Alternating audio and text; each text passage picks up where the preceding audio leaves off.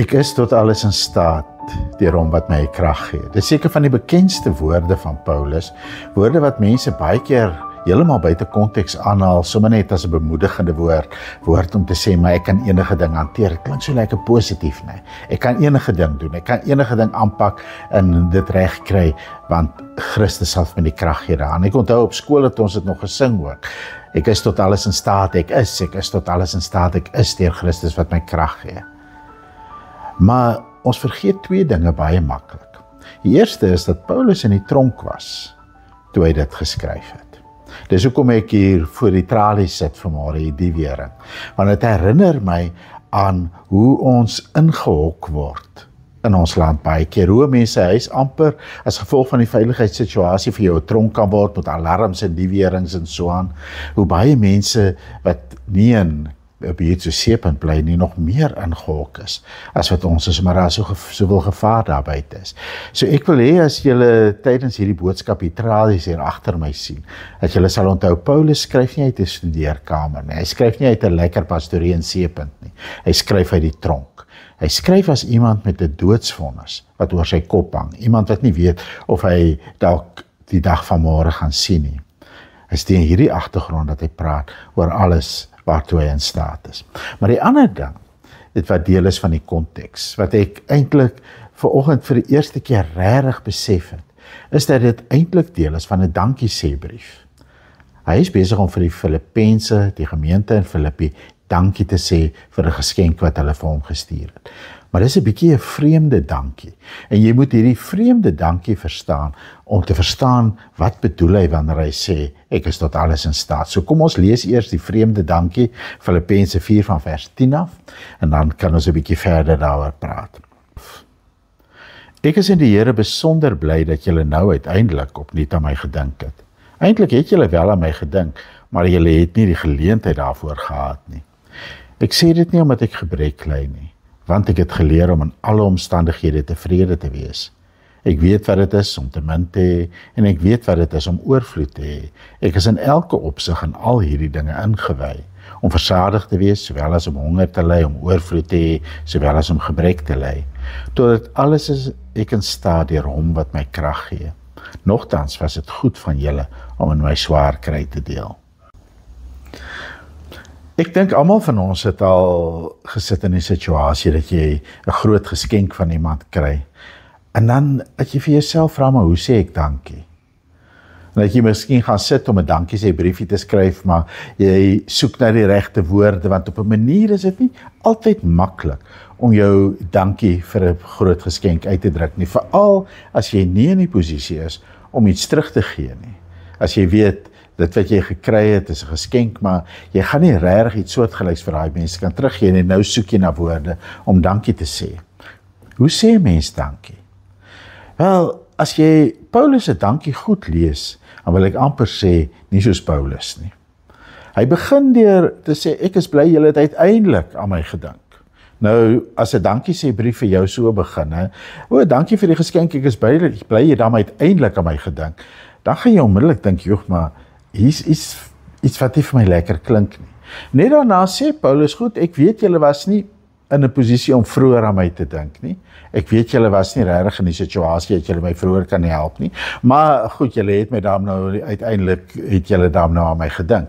En dan kom hy en hy sê vir hulle, maar weet julle wat, ek het ook eintlik nou nie geskenk nodig hê. Ek het nie gebrek nie, ek het dit nie nodig nie. En hy beklemtoon dit nogal, dat hy eintlik ook sonder die geskenk sou kon klaargekom het. So nou sê hy, dankie dat jy uiteindelik aan my gedink het. Ek weet jy kon nie vroeër aan my gedink het nie, maar weet jy wat, ek het heeltemal goed klaargekom sonder jou geskenk. Dankie, ek het dit nie regtig nodig gehad nie. Hoe klink dit vir jou? En dan daarna sê hy, wel nogtans, dankie dat julle my swaar kry deel nie, dankie vir die geskenk nie, maar dankie dat julle my swaar kry deel, met ander woorde dat julle bereid is om daarom 'n soort van my vriende te wees in moeilike tye. Dit klink vreemd, nee. Waarmee is Paulus besig? En skrifverklaarders soek na baie redes hoekom Paulus so amper afsydig is in sy dankie vir hierdie gemeente. Party sê wel, dat mens moet dan verstaan, die lewe is moeilik in die tronk, daar kan jy nie oorvloei van opgewondenheid en dankbaarheid nie. Party sê, miskien het Paulus al so baie seer gekry met mense, maar ek dink daar's 'n ander rede voor. Ek dink Paulus wil vir die gemeente 'n belangrike ding leer oor homself as apostel, en hy wil vir hulle 'n belangrike ding leer oor geloof. En dit is dat ons geskenke kan deel, geskenke kan ontvang, maar dat ons nie ons selfstandigheid moet prysgee nie. Dat ons nie afhanklik moet wees van mense se gunste en gawes nie. En vir Paulus is hierdie ding, om te sê ek is selfstandig, is vir hom amper belangriker as om dankie te sê. En om vir die gemeente die getuienis te gee van ons kan selfstandig wees, is vir hom belangriker as om dankie te sê. En dis hoekom hy op hierdie vreemde manier dankie sê. Hy sê, ek sê dit nie omdat ek gebrek ly nie, want ek het geleer om in alle omstandighede tevrede te wees. En die woord tevrede is 'n woord wat in die filosofie van daardie tyd, in die stoïsynse filosofie, baie gewild was. Dis 'n woord wat eintlik beteken ek is selfgenoegsaam, ek het genoeg, ek is genoeg, ek weet met dit wat ek het en met dit wat ek is, kan ek die lewe hanteer. En nou kom ons nou klaar uit by ek is tot alles in staat. Ek het genoeg en ek is genoeg. Wanneer 'n mens vir jouself sê ek is nie tot alles in staat nie, dan sê jy eintlik een van twee dinge. Of ek het nie genoeg nie, my geld gaan opraak, my middele gaan opraak, ek gaan dit nie kan hanteer nie, want ek het hierdie geld, hierdie middele nodig, ek het nie genoeg om die lewe te hanteer nie. Of jy sê ek is nie genoeg nie, ek het eenvoudig nie die krag nie, ek het nie die insig nie, ek het nie die wysheid nie. As dit en dit en dit met my gebeur, sal ek dit nie kan hanteer nie. Maar Paulus sê, ek het genoeg en ek is genoeg. En daarom, al ontvang ek julle geskenk met dankbaarheid, wil ek vir julle sê, ek is nie van julle geskenk afhanklik nie. En wil ek vir julle sê, julle is ook nie van mense se gunste en gawes afhanklik nie. Want in Christus kan ons ontdek dat ons genoeg het en genoeg is om enige ding in die lewe te hanteer. Nou wil ek terugkom na die tralies hier agter my. Het is belangrik dat ons onthou dat Paulus hierdie woorde uit die tronk skryf, nie uit 'n studeerkamer nie. As dit ek is wat dit vir julle gesê het hier aan die begin van 2026 met al die probleme wat in ons land en in ons wêreld is, as dit ek is wat vir julle gesê het, kon julle my van die tafel afvee en julle kon sê, ag Andries, jy sit in 'n pastorie in Seepunt, jy bly lekker, jy weet nie waarvan jy praat nie. Maar Paulus sit in die tronk. Paulus sê hy weet sy lewe kan enige oomblik geneem word. En Paulus sê, ek het genoeg, ek is genoeg om dit te hanteer. Nou, hoe kom 'n mens op daai punt? Dat jy agter tralies kan sit en kan sê, ek het genoeg en ek is genoeg. Wel, is 'n paar dinge wat duidelik word uit Paulus se woorde. Die eerste is, hy sê, ek het dit geleer. En die woord wat hy gebruik vir leer daar, is dieselfde woord wat as selfstandige naamwoord gebruik word vir disipel. Hy sê, as disipel het ek dit geleer. Met ander woorde, ek het dit by Christus geleer. In my verhouding met Christus, in my navolging van Christus, het ek geleer, in die harde skool van die lewe saam met Christus, het ek geleer om genoegsaam te wees. Ek het geleer om tevrede te wees. Ek het geleer om te sê, ek het genoeg en ek is genoeg. Want ek het dit geleer in my verhouding met Christus. Ek het dit geleer deur die op en die af van die lewe. Ek het dit geleer in tye van voorspoed en in tye van teëspoed. Daar is maar net een manier waarop 'n mens tevredenheid kry. En dit is deur dit te leer. Ons het dit nie in onsself nie. Ons het dit nie as 'n soort van 'n natuurlike gawe wat uit die lug val nie. Ons kry dit nie in 'n oomblik deur een of ander weerligstraal wat jou tref as jy bid, Here, maak my tog tevrede, en dan het jy dit nie. Jy leer dit. Jy leer dit in voorspoed en in teenspoed. Jy leer dit in oorvloed en in honger. Jy leer dit in swaar kry en in lekker kry. Jy leer dit in die gewone gang van die lewe. Die tweede woord wat Paulus gebruik, is om te sê, ek is in elke opsig in al hierdie dinge ingewy. Nou, ingewy was ook 'n godsdienstige woord in hulle tyd, en dis veral gebruik in die sogenaamde mysteriegodsdienste. Die mysteriegodsdienste het 'n soort van 'n inisiasie-ritueel gehad, waarin jy in 'n geheime kamer ingevat het, en dan het jy deur allerlei rituele gegaan, en dan het die mense vir jou miskien 'n handdruk gegee of 'n merk gegee, en dan het hulle gesê, jy's nou een van ons, jy's nou ingewy in hierdie geheimenisse.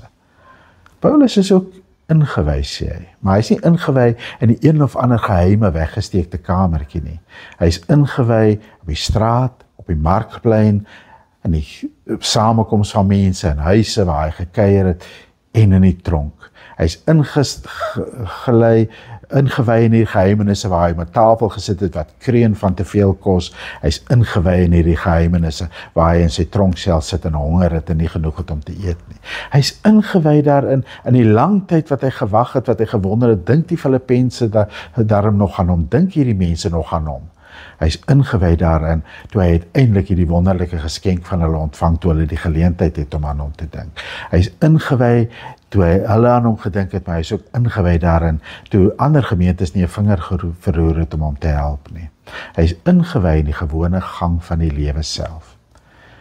Dit is vir my nogal 'n manier om te dink in die lewe, om ingewy te word in die geheimenis van jou verhouding met Christus, wanneer jy skottelgoed was, wanneer jy lê en boek lees, wanneer jy op straat loop, wanneer jy partytjie hou saam met vriende, wanneer jy alleen sit, wanneer alles regloop, wanneer alles verkeerd loop, om te sê, hierdie lewe is die plek waar ek ingewy word in my verhouding met Christus, en waarin ek die wonderlike ontdekking maak, die krag van Christus is genoeg vir alle omstandighede.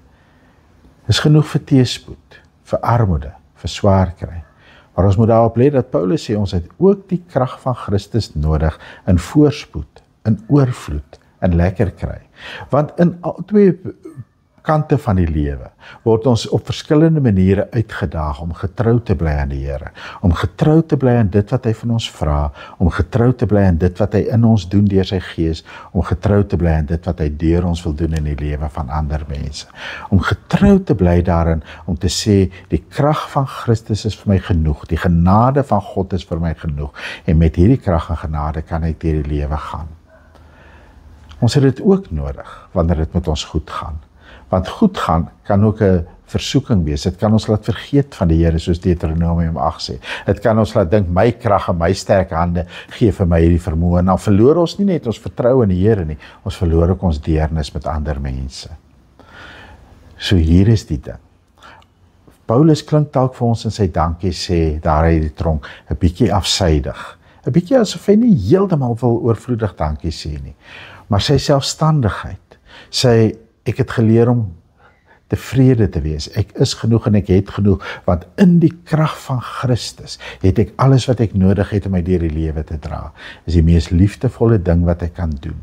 Want daardeur lewer hy getuienis uit van die mense. Dat hy vir hulle wil sê, ek sê nie dankie vir julle omdat ek afhanklik is van julle nie. Ek sê dankie vir julle omdat ek raak sien dat julle deel aan my swaar kry. Ek sê nie dankie vir julle omdat ek sonder julle geskenk verlore sou wees nie. Ek sê dankie vir julle omdat julle geskenk my lewe verryk, al sou ek sonder julle geskenk ook kon klaarkom. Ek is vry om sonder die geskenk te wees, maar daarom is ek ook vry om julle geskenk te geniet. Dis die vryheid van liefde. Die vryheid om te sê, ek geniet wat jy vir my gee, sonder om daarvan afhanklik te wees. Mag die Here hierdie jaar vir ons leer om tevrede te wees, en vir ons inwy in die geheimenis van sy krag wat altyd genoeg is. Kom ons bid om sy seën. Wanneer Christus jou krag is, dan is selfs die tronke van hierdie wêreld nie regtig 'n tronk nie. As jy ontevrede is, sit jy in die tronk van jou ontevredenheid. As jy tevrede is, kan jy vry wees selfs in 'n tronk. Mag die genade van ons Here Jesus Christus vir jou die vryheid van tevredenheid leer. Mag die liefde van God vir jou die vreugde gee in alle omstandighede. En mag die Heilige Gees se gemeenskap jou bind aan ander mense in hulle vreugde en in hulle swaar kry, sodat ons waarlik selfstandig kan wees, maar ook in gemeenskap en in liefde met mekaar kan lewe. Amen.